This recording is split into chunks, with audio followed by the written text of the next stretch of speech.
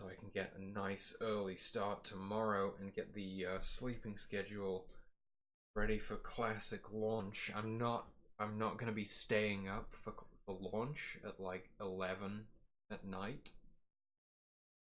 I'm if I'm still up, I'm gonna log in and excuse me, I'm gonna log in and install add-ons, make characters. I haven't made characters yet. I didn't want to resub till the day. So probably just take care of that. I don't know if I'll even take care of that. I'll probably just be asleep, and then I can get up, I don't know, 6 or 7 or something the next day.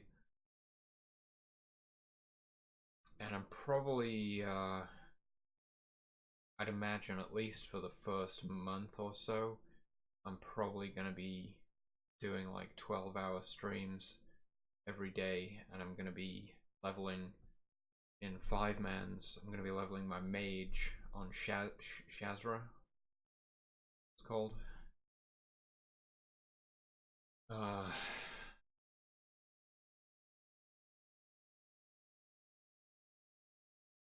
And I'm gonna be leveling with a guild called Monstrous Bear Hugs, which I found through Discord, and it's an off-peak raiding guild, like the only European off-peak raiding guild that I've actually been able to find.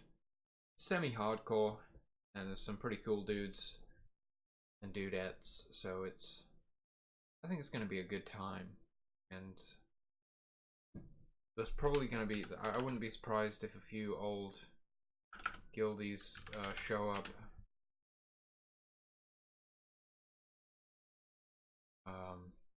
Near the time, find out what realm everyone's rolling on.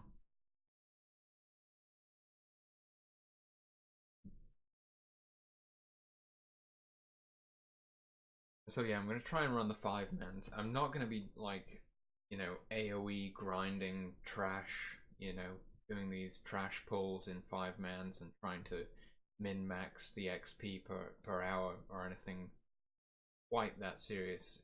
I'd be down for it if we had like a dedicated 5-man and we were pretty much committed to being online, all 5 of us, 12 hours every day, with minimal downtime, because it probably would just be really fun, like, to do that.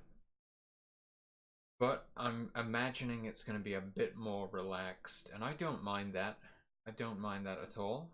Actually, whilst that would be interesting, I do like to do full clears of dungeons and not just trash pulls and stuff. I like something, maybe the completionist in me likes to fully clear a dungeon, something, get that last boss kill, and you know, it feels very final, something. So I'm definitely down for that, and I imagine it's going to be a lot of it's probably mostly going to be guildies and friends, but there might even just be, you know, some looking for players. Well, but I imagine it's going to be a lot of swapping in and out, jumping from group to group, maybe a few runs here, a few runs there. It's gonna be good, I think. And if it is a bit more lax like that, it would give me potentially time to consider like extra dungeon quests. Like if I just have time, I can be on the Zeppelin doing professions and going to pick up like additional dungeon quests from around the world, because they're generally pretty widespread. I assume it was designed that way so that, you know, every race would encounter like at least 1 or 2 quests for a dungeon. If you want to get them all, you kind of have to travel all throughout Azeroth. I'm still not even sure if quest sharing is a thing in Classic. I don't know. I know that escort quests auto share, I think, to everyone in the group or something. But I'm not sure if, well, anyway, I don't want to rely on quest sharing anyway, but if it is there, it will be handy, because maybe if you show up to some 5-man and you're just missing one quest or something, it's just maybe by chance someone else will have what you need. But that's the plan, basically. Outside of dungeon quests and raid attunements and maybe just a few select quests, I'm not going to do any questing. I'm just going to focus completely solely on 5-mans, which is, it's absolutely my preference. Like, I enjoy a bit of questing, mainly because of the world PvP. I like to be out in the world because of the world PvP. But 5-mans, you know, it's the only way to go, in my opinion. Really enjoy running 5-mans, you know, and it's great preparation for raiding at 60 as well. That's how I leveled my, you know, when I leveled my mage originally, I think I maybe tried a hunter, maybe I tried a warlock. I don't know, I feel like I rolled a few different classes and I was like, nothing's really working for me, you know. And then I rolled mage and I was away. I was at like level 12 and I was like, hold on a second, it's happening. I'm a mage. It all makes sense now. And away I went, you know, and that was it. And it was one of those things. It wasn't like the class. It was like the 3rd or 4th class that I actually got to. So it wasn't at all that I just picked the class and played it to 60. It was like the class chose me, and then, you know, the rest is history. But anyway, that's not what I'm talking about. I leveled a warrior alt later on. This was in Burning Crusade, though. And this was back before they ruined the game. You know, it was already, like, on a downward slide. It was descending into madness. But it was still pretty damn good, and warriors hadn't really been fucking ruined yet, especially the rage mechanic. There was some kind of, I don't know what expansion it was, but they changed the warrior class and suddenly it was like impossible to build rage. Whereas before you could do these huge AoE pulls and just have 100 rage constantly, and it was like fucking, it was like step mania. The APM was so high, it was like you could build threat as fast as you could possibly execute skills.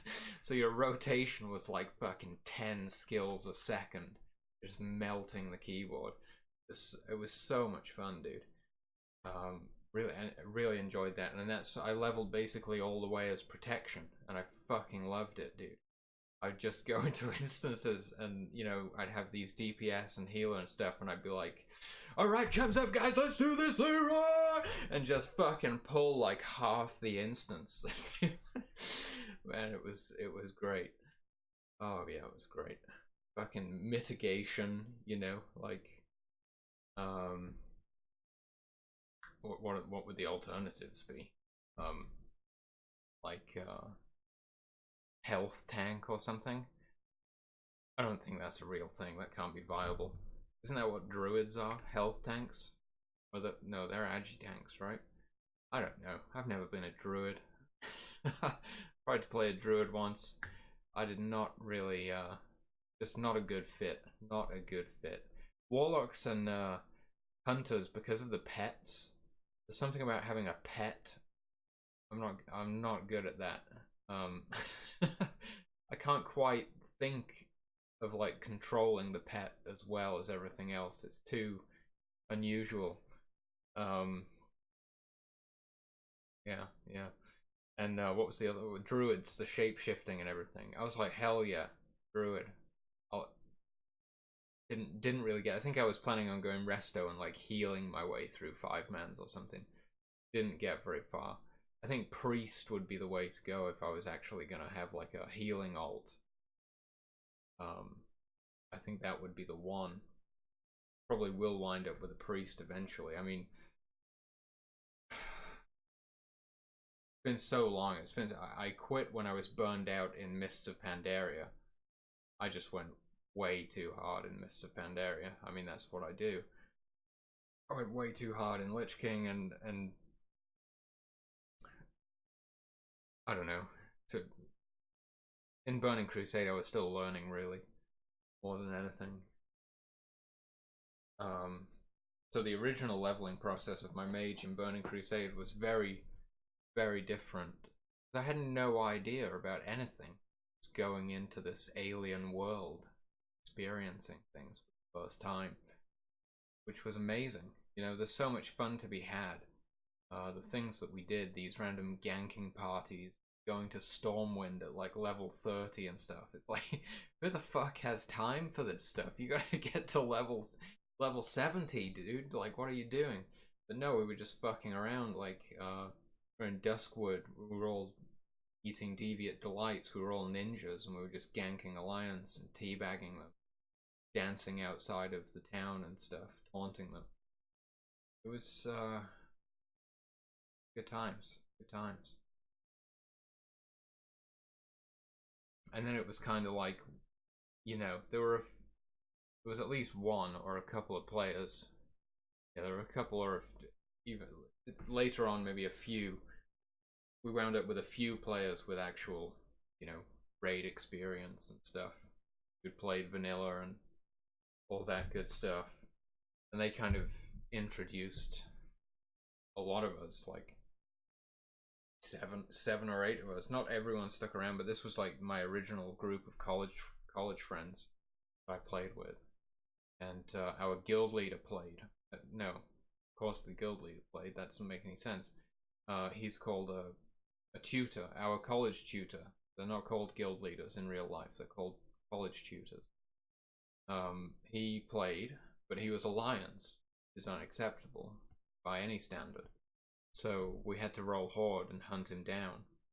And we did that, but it was fucking awesome. I can remember when we were still all low level, we were in the Barrens, and he showed up with his entire raid group one day. And it was like the first time we'd ever seen a fucking, well, most of us never seen a raid group before.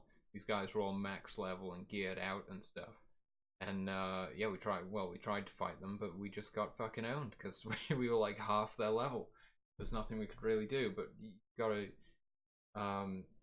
go down swinging. You've got to die with honor, you know, for the Horde, blood and thunder.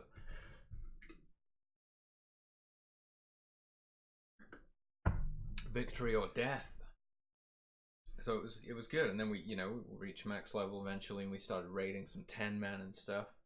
And I had no idea, like, that there were like raids beyond Karazhan, and that people like for the longest time I remember like learning about Black Temple and stuff, and it just seemed like I had no real concept of like, yeah, I'm gonna clear this raid and then clear this raid and then clear this raid.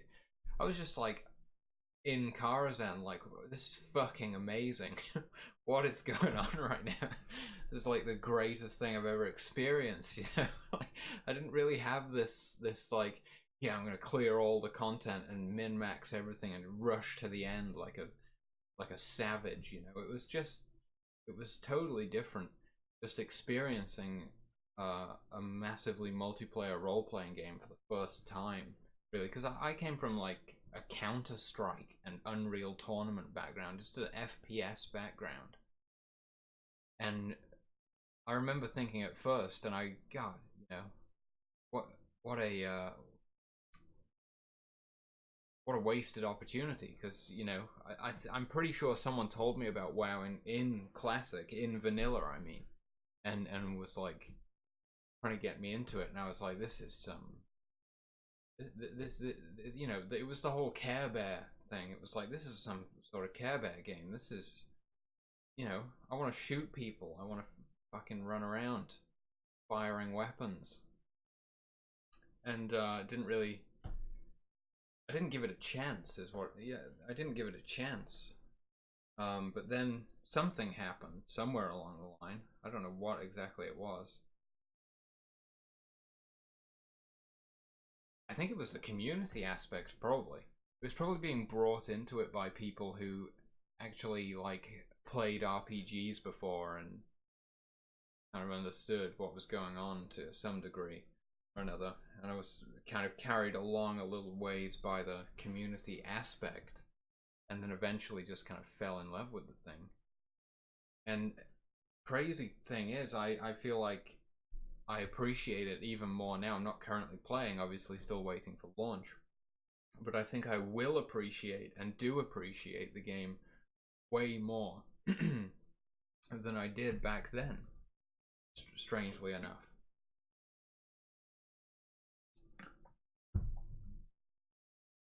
And who knows, maybe I'll enjoy it even more than I did back then. I suspect I will, because I never got to play in vanilla, and vanilla is the purest form of World of Warcraft. It's the only way to play, in my opinion, even though I've never played it. It's exactly how the game is supposed to be. I really feel like, Burning Crusade was a great expansion. I didn't see it all, saw a bit of it, and I think it was a great expansion, but I honestly feel that the game had already started deteriorating at that point. I couldn't see that back then, obviously, but I can see it now. And I feel like the whole thing was just a kind of downward spiral.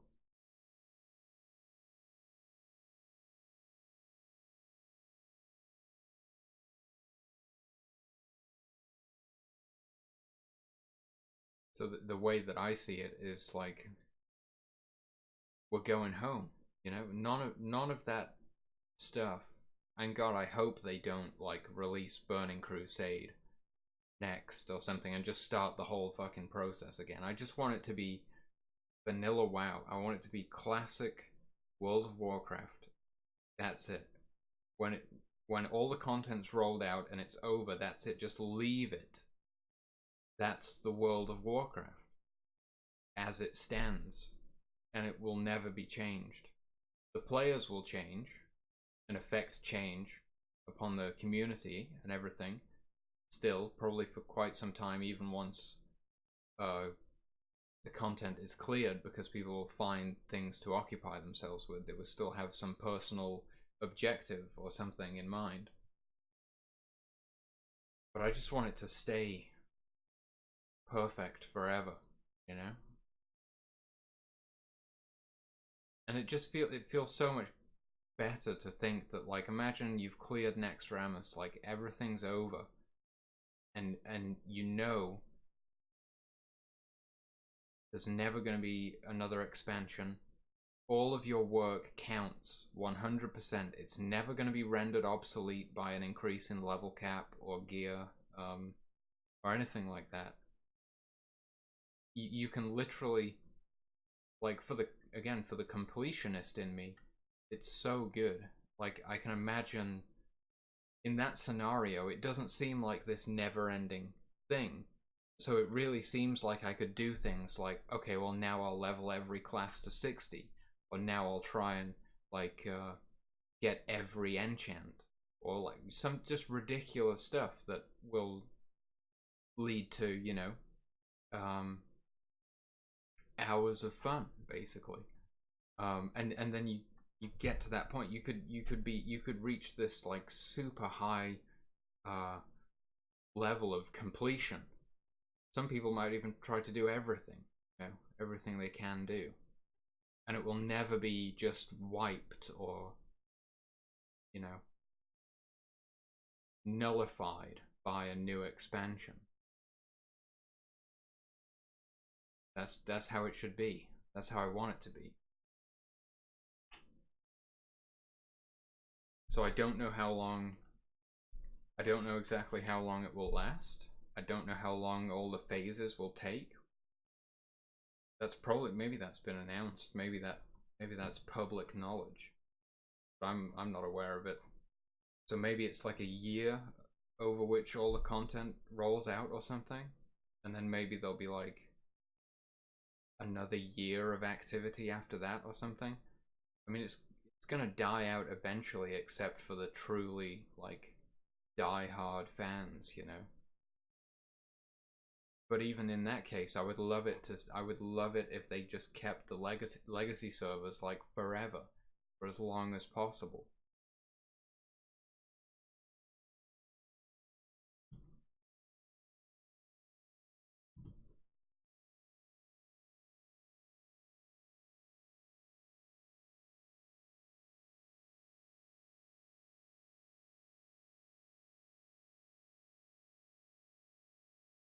I don't know how much PvP I'm gonna do. It depends. Like that's a landscape that I'm very unfamiliar with. I've never been a big PvPer, so it's all very I'm just very inexperienced with PvP when it comes to PvP.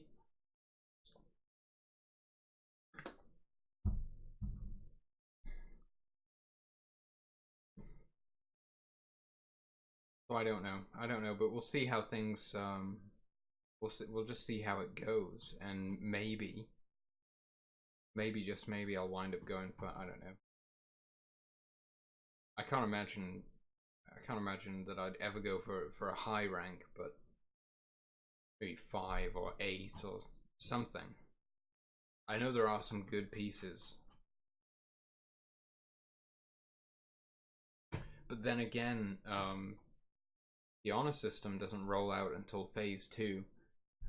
So I'll already be like hopefully gearing from MC. And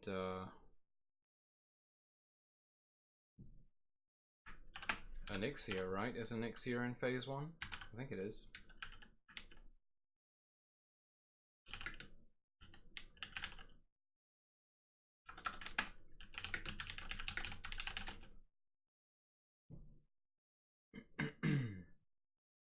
Molten Core and Onyxia.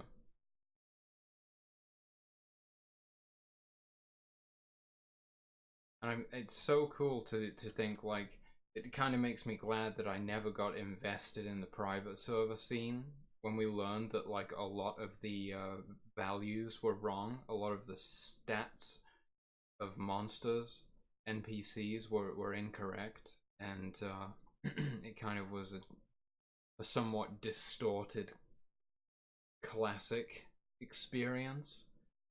So I'm super glad that we have like the authentic classic experience back, except for layering, obviously, which is a pretty major issue. But I realize that Blizzard is just trying to ensure the game's longevity, you know, so that they can handle launch, but then have a small enough number of servers for a long-term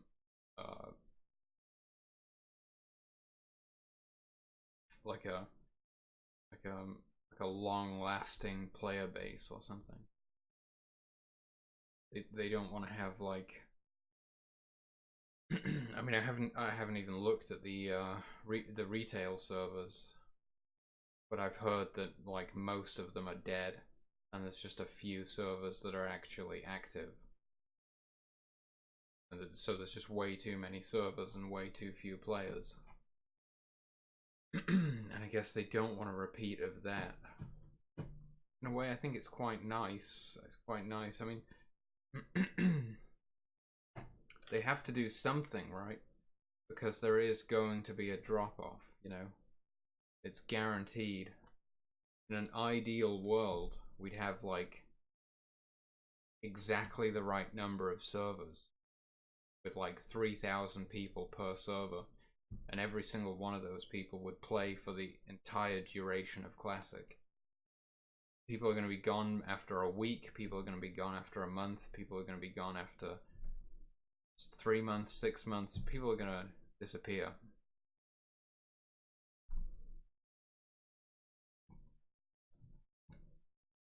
So they've got to deal with that somehow. Obviously.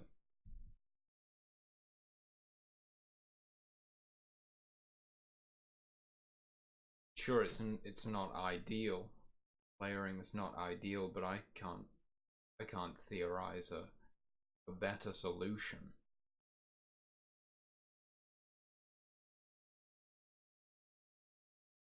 What's the other option? Like merging realms eventually, which people really don't like the idea of merging realms. Apparently, it is incredibly damaging to the individual realm communities to be just fucking slammed together like that.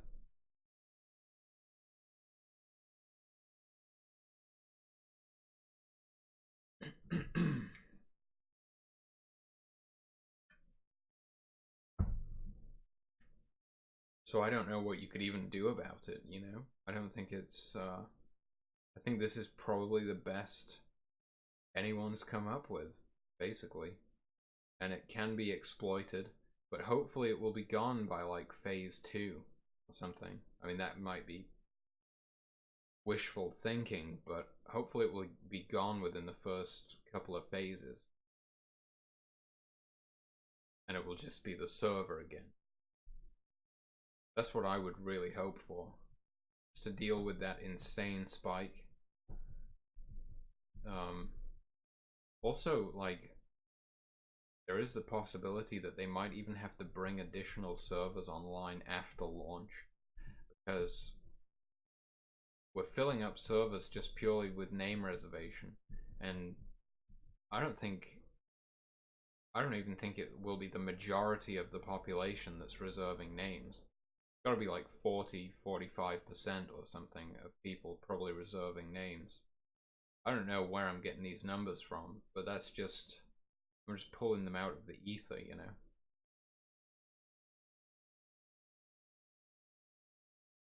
But I think there's got to be a lot of people who don't care to reserve names. They don't want to subscribe to play on a beta almost, or a stress test.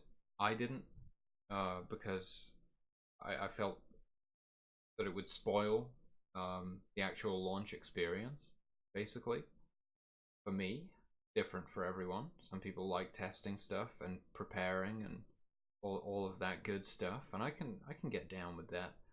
But I much prefer to, like, just fucking wait for launch, and then it's gonna be, you know, you're just gonna fly out of the gate like a wild animal, you know. You're just gonna be let loose on them realms, son. It's gonna be good. So that's my plan anyway, for the most part. I mean, I have a pretty in-depth plan. Yeah, where is it?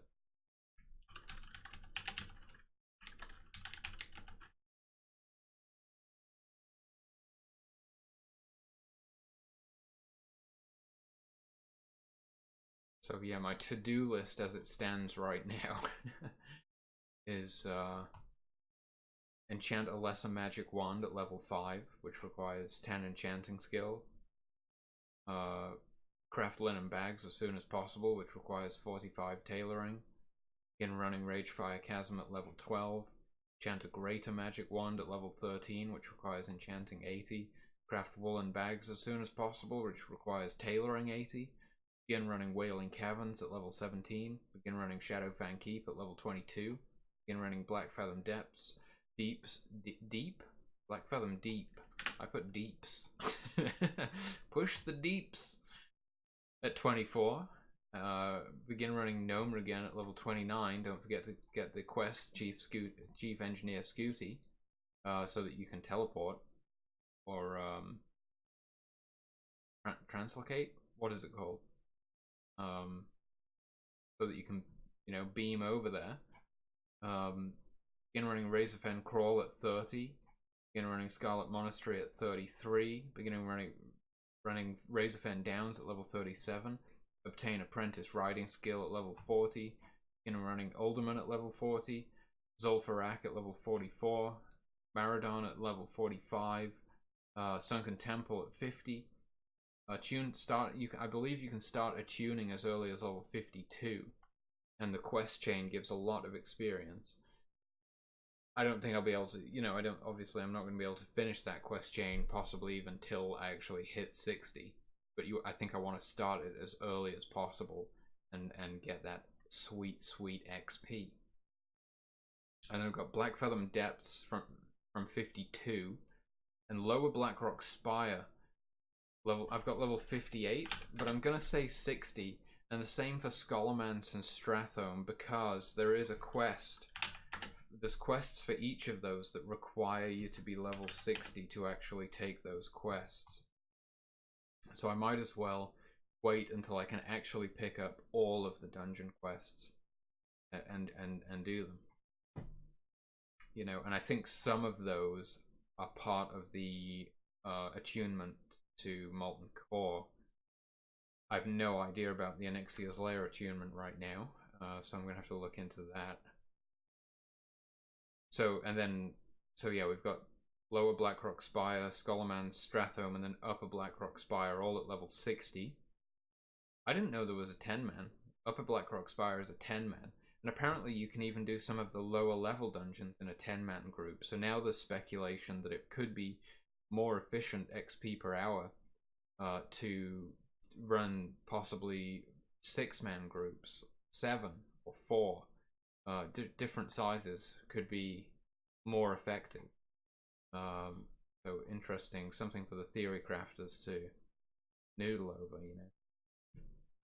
And so at 60, obviously obtain Journeyman riding skill, Swift Olive Raptor, and and for my level 40 Turquoise Raptor, of course. Of course, there's no other way. obtain the pattern Robe of the Archmage. That's from Lower Blackrock Spire. Again, another reason that I want to get into Blackrock Spire as soon as possible. Not too soon, but as soon as is reasonable to do so. And I'm looking for the Firebrand Pyromancers, and it's apparently a 10% drop chance. And that is best in slot for like 3 phases or something, or 2 phases. Best in slot for a long time, and it's from tailoring. So I've got to get that pattern ASAP, and then reach max level tailoring and craft the Robe of the Archmage, reach max level enchanting and start obtaining formulas. That's going to be all of the formulas that I need. Those are my priority. And then after that, I'm going to start getting guild formulas. Like whatever people need, whatever there's a demand for, I'm going to farm the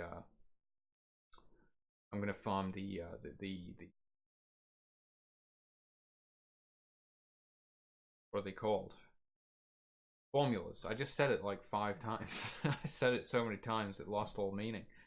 So I'm going to try and obtain like the formulas, and I'm also going to sell enchants outside of the guild. That's a bit more of a long-term thing, and especially you also have to kind of wait for the resource pool, the gold pool on the server to grow before people are really going to start spending money. So in the beginning, there's going to be probably quite a bit of gold farming for the Journeyman riding skill and the Swift Olive Raptor, and whatever the hell else I need gold for. So there'll probably be quite a bit of AoE grinding or something in the beginning, but then later on, hopefully, once I have a few decent, highly sought after enchants, I can just hang around at certain times of day in a major city and sell enchants to people. I'm also going to try and farm disenchantable items to stockpile enchanting mats so that I can provide the mats for people's enchants so they don't have to buy them from the auction house or farm them for themselves, which makes the whole thing a lot more convenient, and I can charge a higher price for the convenience. And then of course obtain all pre-raid best in slot items, enchants, and consumables. The hit cap is 16%. So, gotta get raid ready, basically. Gonna be good. And so then we've got to clear Molten Core, clear Onyxia's Lair, attune to Blackwing Lair, clear Blackwing Lair, clear Zul'Gurub, open the Gates of Anchorage, clear the Temple of Anchorage, attune to Naxxramas, and clear Naxxramas. Fuck yeah, dude. That's the plan. I mean, see, there's no mention of PvP in there because I just don't have a fucking clue, dude. I mean, that's just gonna be a learning experience. I'll probably, you know, if there's like a guild pre-made going on or something, or a, is that what they call them, pre-mades in Classic? So if there's a guild pre-made and there's a spot for me, I'll go, and I'll probably just try and like learn what it's all about from everyone else who has way more PvP experience than me, and get a few ranks and see where it goes. I'm a world PvP guy. That's all I know, really. I was never fully like comfortable with battlegrounds, and definitely not arenas. I had no fucking clue what I was doing in arenas, dude. I was the most useless arena partner you've probably ever encountered in your life. That's because I was just purely PvE focused. Except for that world PvP. I like the fighting over resources and controlling territories and stuff like that. Like if I'm in a zone, that's my zone. I'm gonna massacre any alliance that I see. Get out of my zone, you know? And because I was always just, oh man, that's another thing that I really love about Classic, is that there's no PvP stats. So you don't have the two sets, a PvE and a PvP set. So all the gear that you get from PvE makes you stronger in PvP as well. And I love that because I would never equip PvP gear, except if I did, you know, BGs or arenas, but that was quite rare. I did quite a lot of battlegrounds on my warrior. I was just going for the gear and quite enjoying it, but still not as much as world PvP. Anyway, I would just fucking like two-shot allies because I was so well geared and I was so far ahead of the curve. Like, I'd just fucking dismount and frost firebolt you, and you'd be on like 25%. Oh, it was great. It was great. Like, I just fucking nuked people out of nowhere, and man, we had some good times there as well. I can remember I think it's Dun Niflheim. I could be wrong about that. It was like there was a big rep grind there in Wrath of the Lich King. It was like this big frozen tundra or something, and there were all these ice giants there, and there were these daily quests and stuff up there, and the reputation rewards, and man, like I was there all the time, and I wanted to like control that zone, and I think there was like a druid. I saw a couple of allies one time, and I was doing dailies with it was Oregon, who was a resto druid from the guild Future Me, and we saw these couple of allies. And I just fucking hopped down, boom, like two-shot one of them. Joe that's Oregon, fucking just laughing his ass off. He finds it hysterical that I just fucking, there's absolutely nothing changes about my game plan if it's a mob or if it's an ally.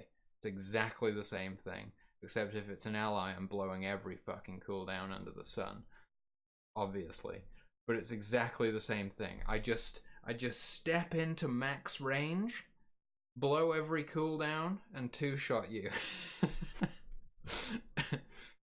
And obviously they were not happy about that. So they called in like a guild healer, and then it was me with a resto druid, and like, I think it was two druids we were fighting initially, and then fucking Rogue shows up from their guild, and we're like, oh shit. So we're posting in guild chat, like, okay, everyone's got to get here now. Something like, shit is kicking off, you know?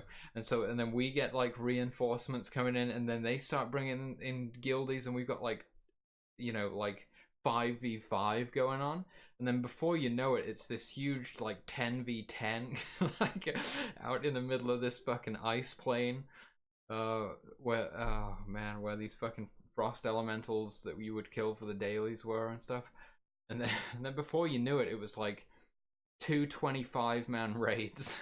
We were all inside of the area with the quest givers, running around on the ground taunting these guys like, come down. They were all flying above us on flying mounts, and it was like this standoff. We were like staring each other down, you know, for minutes until one of the Death Knights finally caught a death grip on someone, and then they all fucking descended on us, and it was this just absolute war, you know. It was incredible.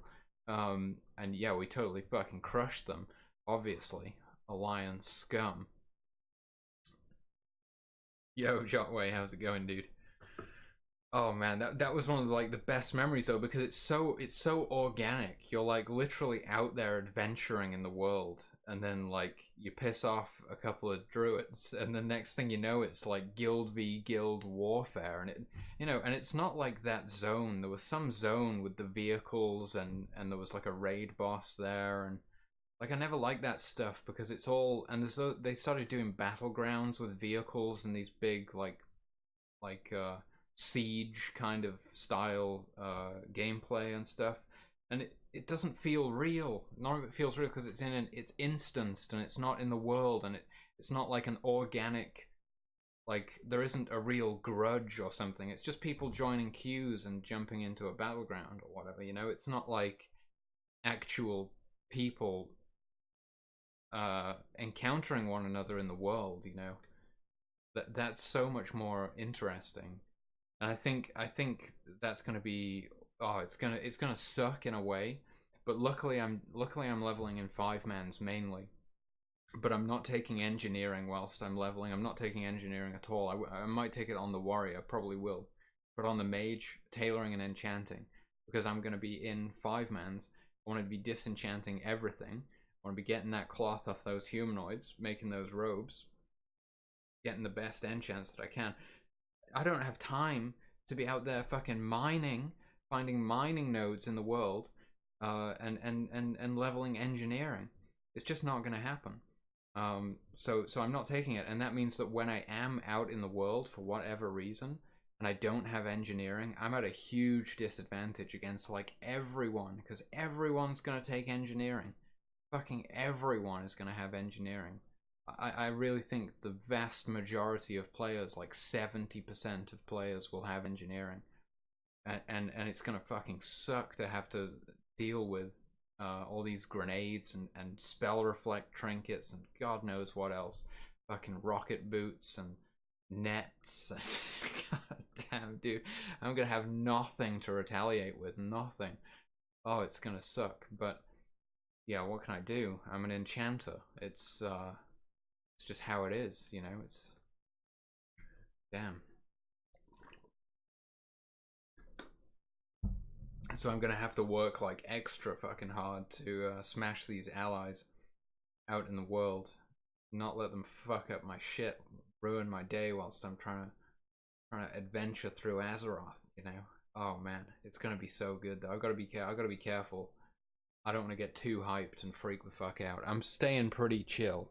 I'm pretty good right now. I'm not really thinking about it. I mean, I'm doing a lot of prep, and the prep helps.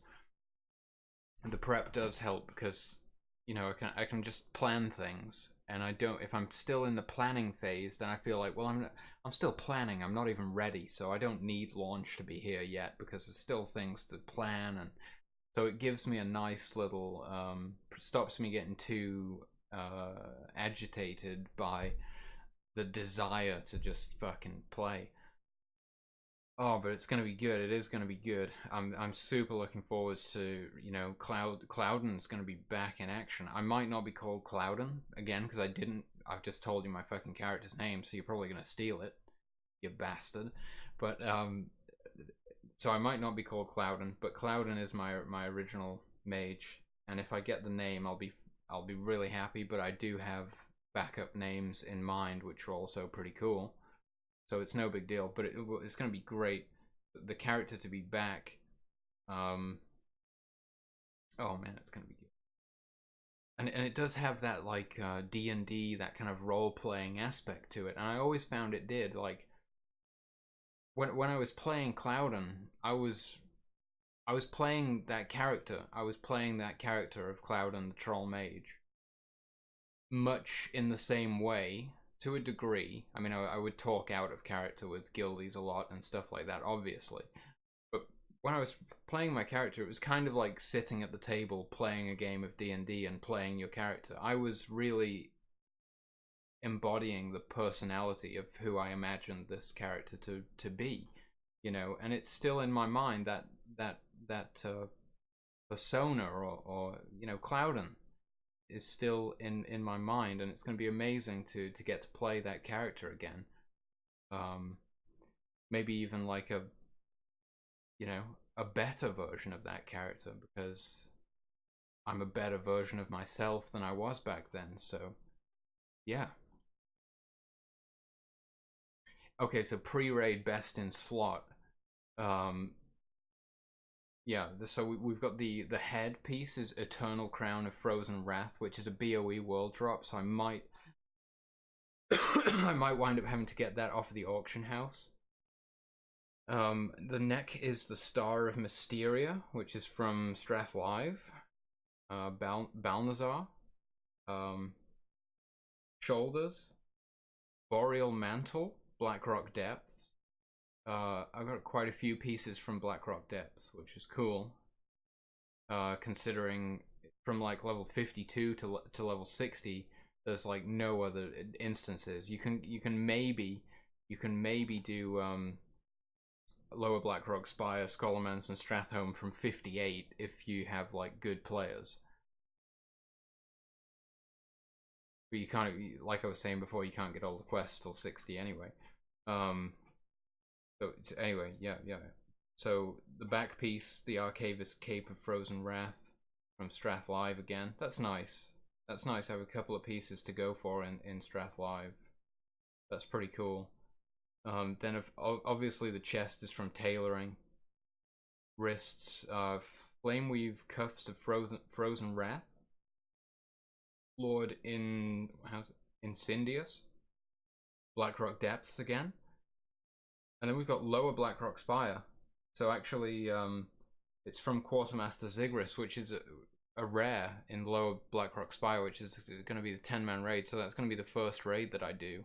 And I'm going to be trying to get my hands off of Zigris.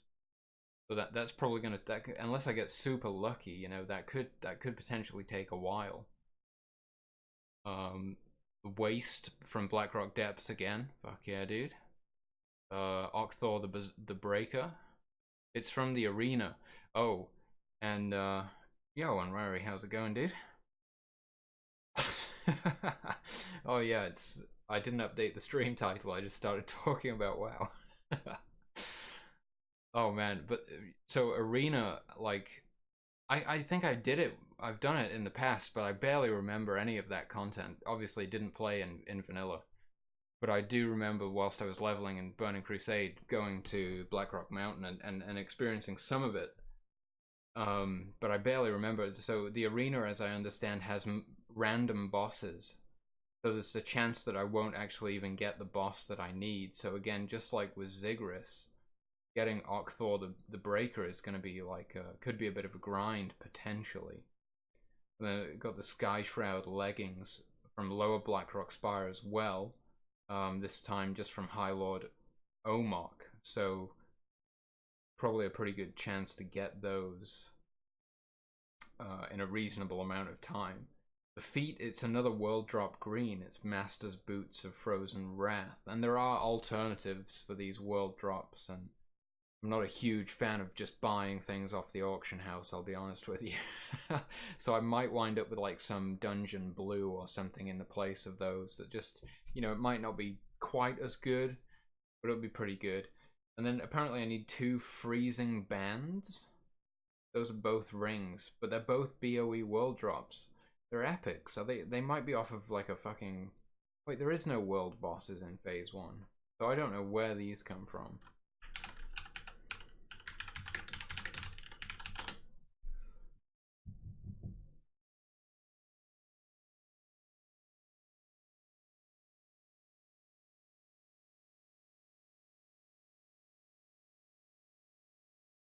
This doesn't even tell me where they come from. What the hell?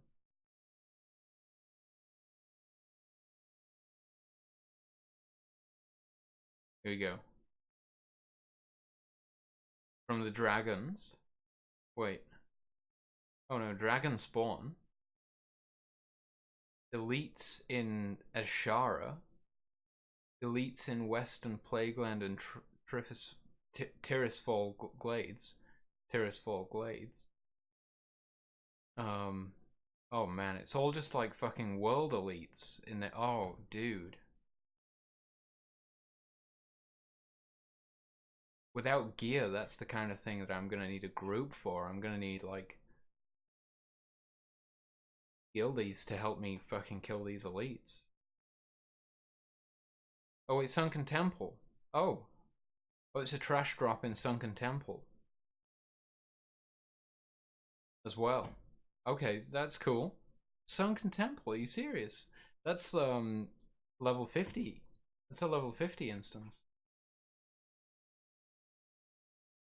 Yeah, level 50.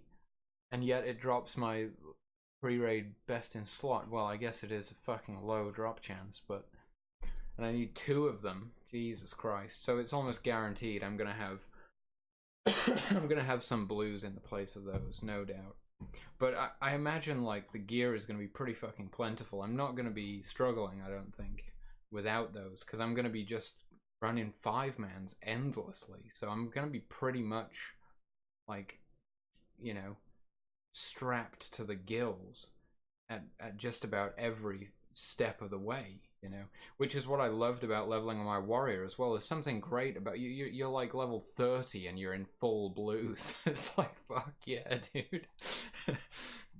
Oh man.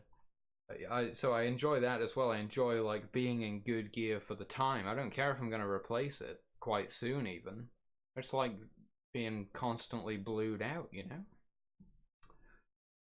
Trinkets. Trinkets, there's not many caster trinkets as I understand. So there's one from the quest for the Horde, which is actually, I think it's part of, it might be part of attunement. I'm not sure. It might even just be part of attunement. This is a step in the long chain quest to get you Enixia key. Oh, it's part of Enixia attunement. How deep into the chain is it? Oh, it's only the 3rd quest in. Oh, so this is like the very beginning, and the required level is 55. Okay, I'll make a note of that because if I can start working towards that as early as level 55, that's great. That's Eye of the Beast. Did I say that? That's the Eye of the Beast trinket. I think it's just like crit. It just gives you crit or something. It's so, I really like the old stats as well. Like the numbers were just getting ridiculous when I was playing in Mists. It was already bad in Wrath. Like the numbers getting ridiculous, and now vanilla it's like 1% crit. 1%. Imagine that. That's unbelievable, dude. A whole percent. I like that because it's like it feels like everything counts. Every little, you know, every, I don't know how many intellect it is now. I can't remember, but like it's something like every shit, I can't remember. It's like every 10 intellect or something. You know what I'm saying? Gives you like a certain amount of damage increase or crit chance or both. And it really counts. Like you're really thinking. I think it's every 14 intellect or something. You're really thinking about like, oh man, I gotta get 14 more intellect. Okay, so then there's the Briarwood Reed, which is Upper Blackrock Spire, Jed Rune Watcher, which is a fucking rare again, dude. Oh my god, I don't think I feel like I do feel like there's a bit of a bias towards like melee classes loot wise in classic. I feel like it's all these like fucking legendary melee weapons and shit. And the mages, the casters are just left with like just got my questing trinket and I don't know. I don't know. Maybe I have a distorted perception. Um But yeah. So I have to grind a fucking rare in Upper Blackrock Spire. Upper Blackrock Spire. Um, that's the raid. Yeah, that's the raid again. So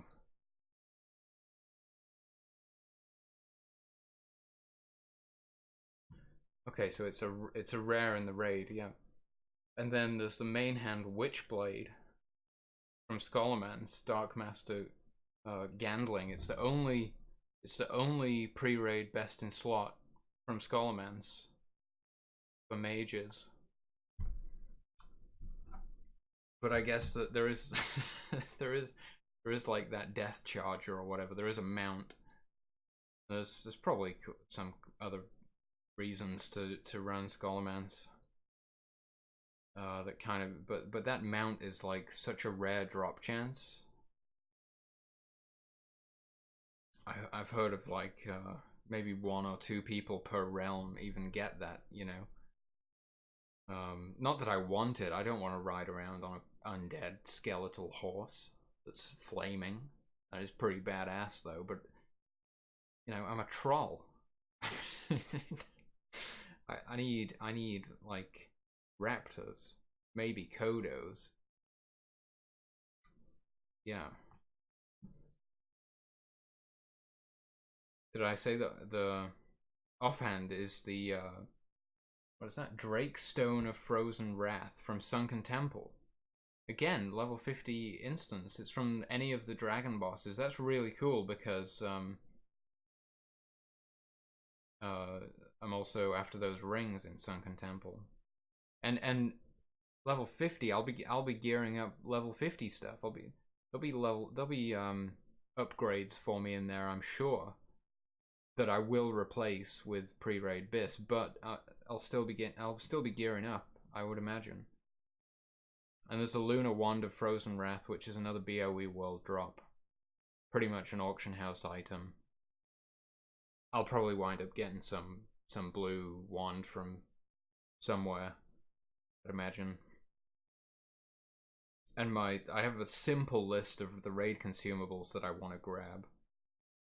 Flask of Supreme Power from Alchemists, Greater Arcane Elixir from Alchemists, the Runtum Tuber, surprise, or the Nightfin Soup. I might have to, if my gear is not, well, honestly, I'm not. I don't think my MP5 is ever going to get better from gear, is it? I don't think a single piece of gear that I'll ever equip will have MP5. So the Nightfin Soup might actually be useful, but I just want to take the Runtum Tuber and have the intellect buff, and I'll just take more potions and demonic runes and stuff, because I want the deeps, man. And then Brilliant Wizard Oil, which is from enchanting. Oh, the previous ones, they're obviously from cooking. So I am gonna level secondary professions, fishing, cooking, first aid. Is that all of them? I think that's all of them. And I'll probably try and have some idea of like a couple of recipes that I might want to go after or something for a bit of gold making from those, but that's really a secondary consideration. I guess that's why they're called secondary professions. But the Brilliant Wizard Oil, I'm going to be able to, I can't remember if it's from rep or how I learn to enchant those, but that's definitely going to be a priority. I want to make those as soon as possible because I can sell them, and I'll use them in raids, and I like to be as self-sufficient as possible, so I want to be able to make, and you know, that's why I envy the alchemists, because they got the good stuff, man. And I can't make many of my own raid consumables, but I'm happy that I can at least do the Brilliant Wizard Oil. And I don't remember the Wizard Oils being a thing in, maybe they were in Burning Crusade and I just didn't know about them, but certainly when I played in Wrath and Mop, I don't remember ever using Wizard Oils. I just think that's really cool that enchanting actually has some kind of use beyond putting the enchants on the gear, an actual consumable for raids. Or for whatever you're going to use it for. That's cool, I think. I like that. And then there's the dark runes and the demonic runes, which I'd never even heard of these before, but they're basically you do a little bit of self damage. It's kind of like a life tap. It's basically like a warlock's life tap, and you can get a bit of mana back. It's like half of a major mana potion or something. Not a lot of mana, but it's on a separate cooldown from the major mana potion, I believe. So you basically have like an extra little mana replenisher that you can use, and you farm those off of non-elites in like Felwood or something. And then obviously heavy runecloth bandages from first aid. You know that I remember when we were like gearing up for a 10-man Karazhan. One of the requirements that the guild leader had was you have to have first aid. You have to max first aid. And you have to bring bandages. And that, you know, you might think that's not really a major thing. First aid is not really a major thing, considering everything else we've just been through. But it was more of, I think it was more of like a test of who actually was dedicated enough to like grind cloth and max first aid and show up to that first raid day with like fucking 6 stacks of bandages. Yeah. And we did use them. Like we what fight is it? Like Morose or something? What? I don't think that's right. There's a fight where like, God, I can barely even remember what the hell was going on in this fight. You're in some like, I think that you're in like a big room and there's a big like stained glass window thing or something at the back, like this round part of the room. What boss even was that? I don't even remember the mechanics of the fight, other than the fact that we all had to run over to that back wall at some point to like not stand in the fire or some huge AoE explosion or something. And the raid leader would call it like, run to the back wall and bandage, and we'd all just be bandaging on the back wall. Like, it was, so we did make use of them, you know. Oh, good times. And I've got my list of dungeon keys right here. There might be some other keys that I'm not aware of, but I've got all the dungeon keys, the skeleton key, and I've got my little list of attunements. Got to get attuned. And then I've got like not all of them, but all of the good ones that you would actually want to get. The enchanting formulas and the tailoring patterns. Tailoring, got things like mooncloth bag, bottomless bag, fellcloth bag, big bag of enchantment, core fellcloth bag. I don't know what the difference is with that. Mooncloth boots, apparently those are pretty good. And then obviously later from in phase 3, is it Zul'Gurub? What's that raid called? The Zandalari tribe reputation patterns, the Bloodvine set. Obviously that comes later, but I've got to get those. And then I think after AQ there is after AQ there is the Cenarian herb bag, and oh no, wait, yeah, because that's from, wait, Silithus, no, that's from Cenarian Circle rep. Oh right, that has nothing to do with AQ, I don't think. I could be wrong, maybe it does. I don't know, but there's a satchel of Cenarius and a Cenarian herb bag. And these are the easiest ones to get, probably. Runecloth bag, enchanted mageweave pouch, enchanted runecloth bag, soul pouch. Yeah, tailoring, it's like there's not really that much good stuff from tailoring, but you need the robe of the Archmage, so you're kind of forced to take it. And I can understand why a lot of people level the profession, get the robe, and then drop the profession, because it's not like engineering where you actually need to have the engineering skill to use the engineering trinkets, you know. Yo, Corey Taylor, how's it going, dude? So you can just drop the tailoring as soon as you have the robes, and I can see that that is very tempting. I almost want to do that, but then have to level engineering through the auction house and stuff. Basically, I just I don't think I would ever want to level engineering without also being a miner. I want to be able to mine or farm the resources, the mats myself. Again, I just have this aversion to the auction house. If I can't go out into the world and get the mats myself, probably not going to do it. But at the same time, as soon as I have the robes, I mean, yeah, my plan is to get some of these patterns and like craft bags for people, basically, like the the huge bags, the big mammoth jammers at endgame. And that's going to hopefully make some use of my tailoring profession beyond the robes, but it's not much, and I would probably prefer and benefit a lot more from engineering. But I don't want to drop enchanting, and I don't want to buy stuff off the auction house. It all seems horribly inefficient and time consuming to like do something like flip enchanting mats into gold to then flip into engineering mats to. It's just too much, dude. I can't do it. I mean, there's some people in guild talking about like they're gonna fucking level the same profession twice, and like, what are you talking about, man?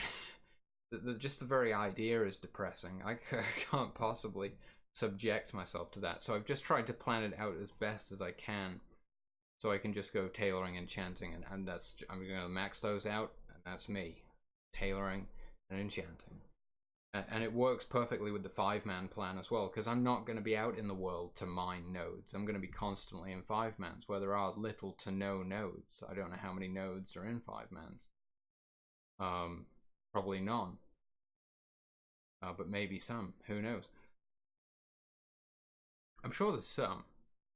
I don't know. I've never played in vanilla. I can't say with any degree of certainty, but I seem to remember whilst leveling in Burning Crusade that there were mining nodes inside of some instances, because I think I was blacksmithing on my warrior. That shows you how clueless I was, I guess, because I should have been engineering, obviously. I mean, come on.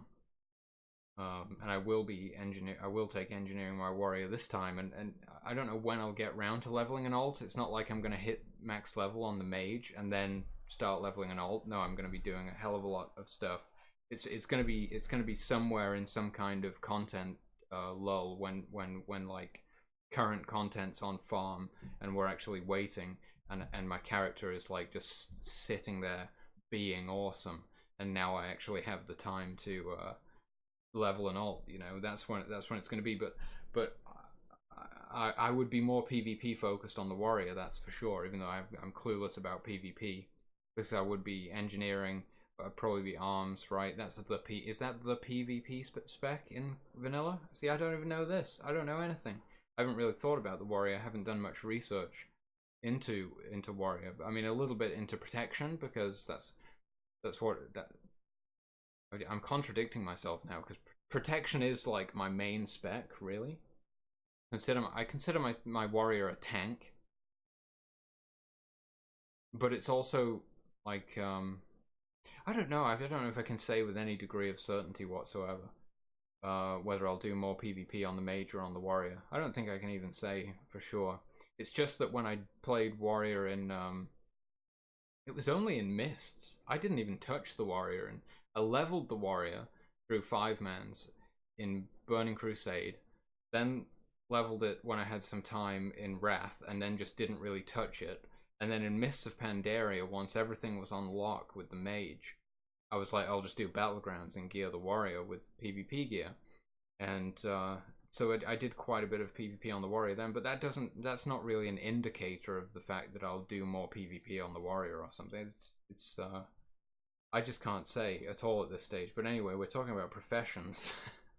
So I've got my list of, I'm not going to read every enchanting formula because I'm already losing my voice just talking about tailoring. And there's not many tailoring patterns. But yeah, I've got all the world drop enchanting formulas, all the good ones, all the ones that are actually sought after and valuable, all the world drops, all the dungeon drops, all the raid drops, all the reputation rewards, all the ones that you can get from vendors. You know, the limited ones where they only have like one per every 3 hours or something. You have to fucking camp the vendor or just get lucky. And yeah, so I'm obviously gonna go after everything that I need for my character first. But then I'll probably ask the guild, like, what do we need the most? Like, who's already got, you know, some of these enchants? What are we missing? And I can prioritize those. Something like that.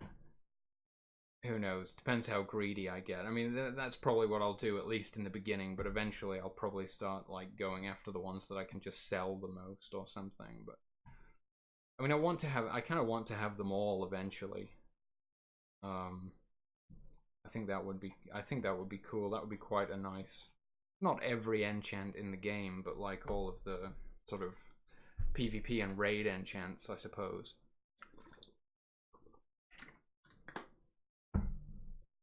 I think that would be cool because I didn't really make good use of my enchanting. Well, no, that's not. I always had the enchants that I needed, and I would always try to make sure I had like as many of those patterns so I could enchant my own gear, you know.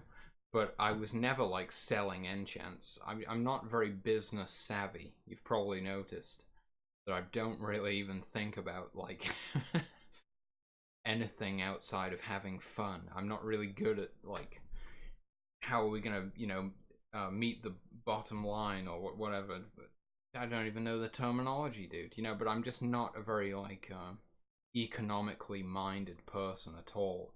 I'm more of a barbarian type, if anything, or maybe more of a philosophical type.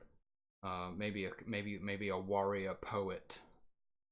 You know, that's what Aubrey Marcus. It's like his tagline. The warrior poet. And I think that anyway. What the hell am I talking about? And then I just have a list of add-ons that. Toasty. Jesus. I just have a list of add-ons that I'm gonna meditate with Mike. Meditate with Mike. What's up, dude? Well, I apologize. I was planning on doing some meditation. I was doing some earlier in the day today. I was doing some breath work. But I just kind of started talking about WoW, and I guess the hype just I was just carried away by the hype train, you know. But I really appreciate the follow and welcome to the stream. And that's really cool. If I'm assuming that you also do meditation streams, and that is really cool. It's just something that I started doing recently, and I have to say it's been great. It's been great. I mean, this is what I do right now. I don't actually play video games anymore. This is what I do.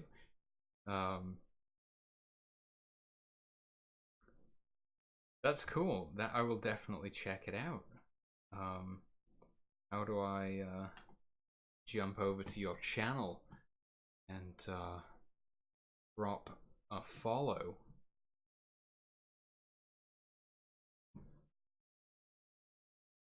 What was I saying?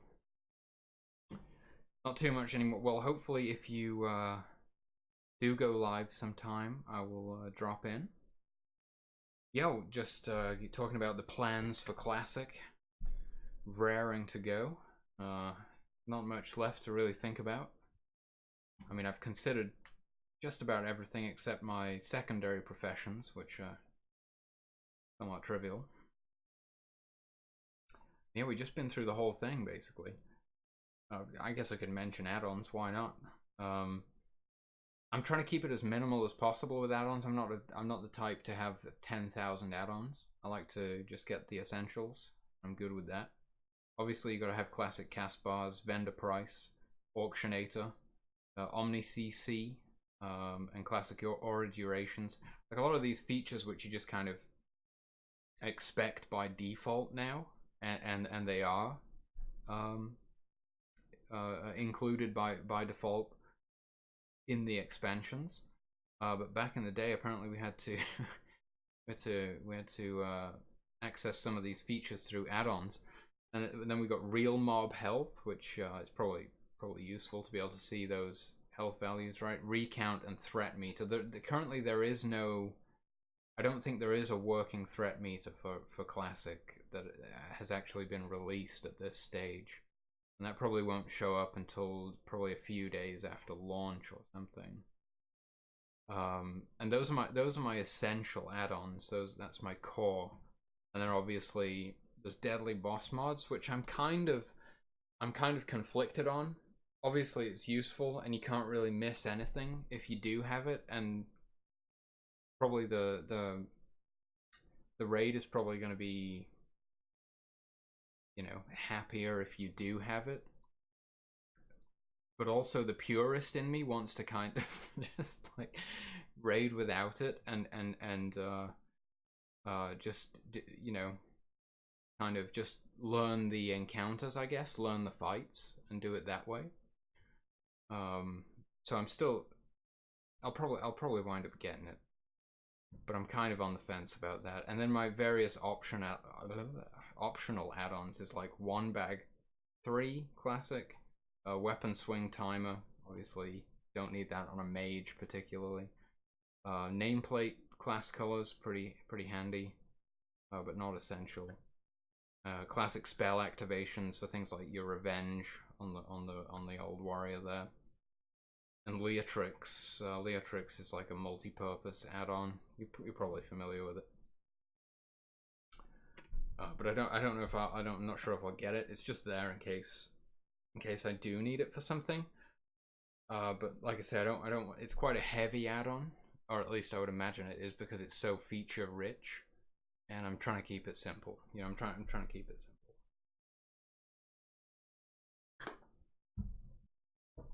But it's going to be good. So that's pretty much the plan for Classic WoW. I mean, I may as well highlight that and stick it on YouTube, and that's my plan for Classic WoW video.